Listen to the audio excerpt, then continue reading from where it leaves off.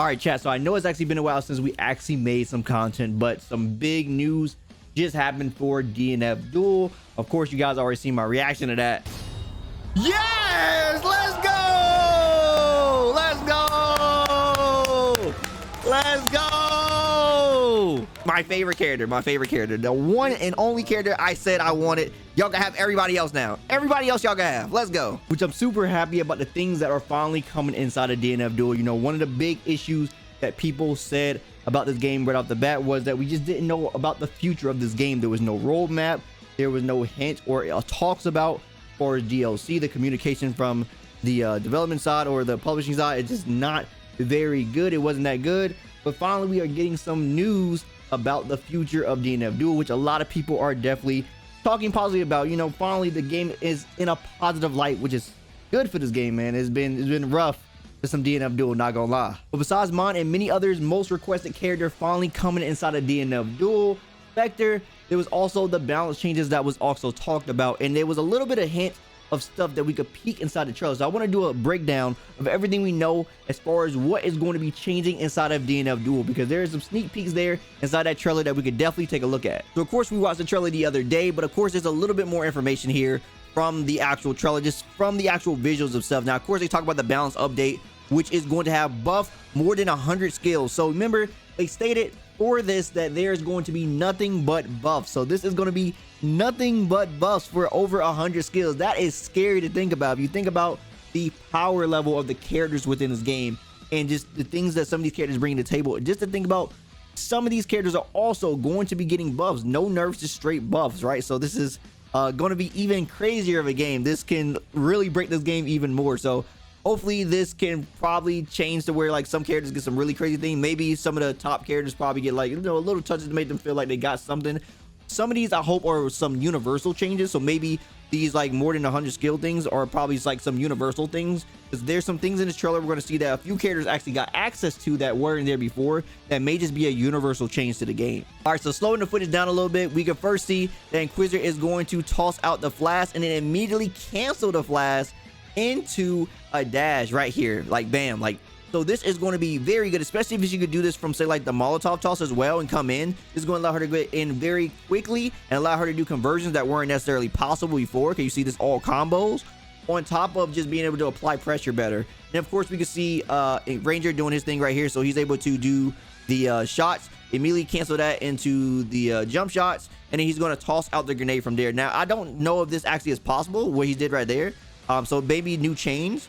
Now this is definitely interesting for Dragon Knight, because one of the biggest issues for Dragon Knight was the fact that she cannot actually do conversions off some of her like bigger pokes. So like her range she could play at, it just wasn't that good when it comes to her poking. Now she could do fireballs. Fireballs are obviously her best way to conversion, but now she could use her standing heavy button as an actual poke. She's able to cancel that into the actual diagonal move and then do fireball immediately after that. Now if you know anything about Dragon Knight, she's going to be able to cancel that immediately into flight and then dash over and then pick that up for a full conversion. So her conversion ability and her ability to play at the mid-range, it just got even better compared to how good her fireballs already were. Now she can play on the ground a little bit more too because of that, because of the conversion ability is getting better for her. Now one of the things I was talking about that was going to be getting better probably for other characters as well, because this isn't the only character that got this, but watch here. So he does his 2H and bam, he jump canceled it into a full conversion. So no longer is he going to have to do that into like his 5D or do that into you know, the 6H or whatever, or is it 4H or 6H, I forget exactly. But you know, he just does like the double down. No longer he has to do that. He can actually just jump cancel it now, so that's going to be something very good for the character. We can see here she is going to be able to immediately cancel from the actual kunai. So she did a kunais, immediately teleport from kunais, and was able to get to the other side. So her cancel abilities are going to be even better than before, and of course it's going to allow for more conversions. We can see also another jump cancel, so 2H jump cancel for Enchantress. This is going to allow her to do even better combos than she was before. This probably makes some of her execution things a little bit easier for her too. So yeah, this is also going to be very good. Now one thing they're putting on the screen here that we definitely should talk about: higher HP and guard gauge for all characters. This is definitely very good. Some of the characters in the game, a lot of people said they don't know why that certain characters had the HP they got. You know, Inquisitor having such low HP doesn't really make any sense. As far as like what the character does, her toolkit just doesn't seem like she should have the HP that she should have. And the fact that some other characters just have like lower HP and stuff, but higher HP and guard gauge for all characters. So that means some of the characters that are already beefy are going to get even beefier. That means that grappler is going to be able to take a little bit more risk because he's going to have a little bit more health and stuff.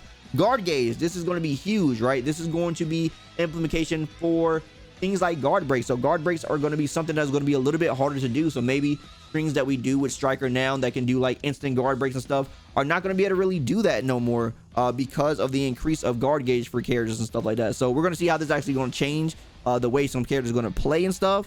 But I'm definitely interested to see how this is going to be implemented and the different values that every character is going to get. I wonder if it's going to be like just an innate value of like, okay, we're just changing everybody's to like plus 200 or something, you know, like plus just like a certain number, or is it going to be individualized per character? This is definitely something that's going to have to be tested once this actually goes out. Now, the other thing, buffing awakening skills for more excitement. This is something that I definitely have been saying for the longest for what this game needs. When it comes to the actual awakening skills for characters, I do have to say one of the biggest ones that I think is probably the most exciting is probably the Hitman one. As much as we meme it, it is the one that really changes how the character plays. You know, there's a lot of just innate buffs that really just sometimes they don't even come into play. You know, you think of like ones that are just naturally like they just, you know, you get more guard less depletion, like less guard depletion, or you take more you take less white damage, or you do more white damage. Like some of these just don't come into play as much as you would like to see, rather than like an awakening skill that really changes the way the character can be played and the combo potential with a character. Like that is something that's more exciting, right? Rather than something that's just innate, just more damage and stuff. You know, some of those are really cool, but some of these just allow the characters to play differently, and I think that is something that they should go for. Think of things that can make it to where when I get this thing, I should be able to play in a different way, or it should change something core about my character that makes it to where there's a more interaction in a different way than it was before. I think that's really cool. I want every character, or not every character, but more characters to have things like that. If we could get more things like that, I think the awakening system will be in a much better place. So here we can see this Ghost Blade one here where he does the 2H and he teleports, immediately jump, and it immediately was able to cancel out of it. So I don't know exactly, because I don't play too much Ghost Blade, but I'm pretty sure what they're showcasing here is the ability to like act. He's definitely acting out of things much quicker here, and I'm guessing this teleport from the air here is like a lot more immediate than what it was before. So I feel like he just got definitely a change in how he can act out of things, which is going to be pretty cool. It probably leads to some pretty nasty setups. This change right here for Crusader, I guess it is just showcasing that you could do that into that. I don't really know how crazy that's going to be, considering you could just hit that low still. So yeah, now this change, being able to jump cancel with launcher. So we're seeing a little bit more. Once again, the third character they showed that is doing a 2H into a jump cancel. So this is maybe something that's universal, or just probably a decent amount of characters got this to allow them to like do combos they weren't able to do before. Because one thing that launcher was definitely lacking was the ability to convert mid-screen very well. So this now allows her to basically go into laser, and laser now has enough hit stun to where you can come down and then do 6D afterwards. Like that's pretty cool. So yeah, her ability to do things like that is going to be even better than it was before. We can see, you know, another thing from Lost World. I don't see this character too much, so I'm not even going to act like I know what's going on here. Now this is nice, right? Talking about the upgraded evade system. So the roll system inside of DNF Duel right now is not the best. It's solid, but it has a little bit too much recovery. And I always said this, I always thought this had a little bit too much recovery as far as like how it's implemented inside this game. There's things where you can roll through, but when you roll through it, you actually just are still stuck in the same situation. So defense just feel bad. It's like the defensive option is there, you can technically do it, but it doesn't get you anywhere. And so upgrading the evade system, I don't know exactly how they're going to do it, but if it's something to do with like the recovery or something like that, or the distance traveled or something, you know, then this system could definitely be a lot better. Maybe like how fast the startup. I think the startup of it is pretty fast as far as like how fast you gain the invul. But as far as like the recovery, I think that's one of the biggest things they can actually tackle to make it more meaningful as far as the upgraded evade system. But yeah, I'm glad that they're actually addressing this. And of course, they are also addressing, if we go a little bit further, more advantage for guard cancel. So another big complaint, just a complaint overall, is that the defense inside of DNF Duel is not good. Everybody felt like defense was not good and like the game was just mad oppressive. once you like, you know, you get touched and stuff like that. So when you actually guard cancel, some of the better characters in the game just had a very easier time getting back on you, you know, especially since you give them white life.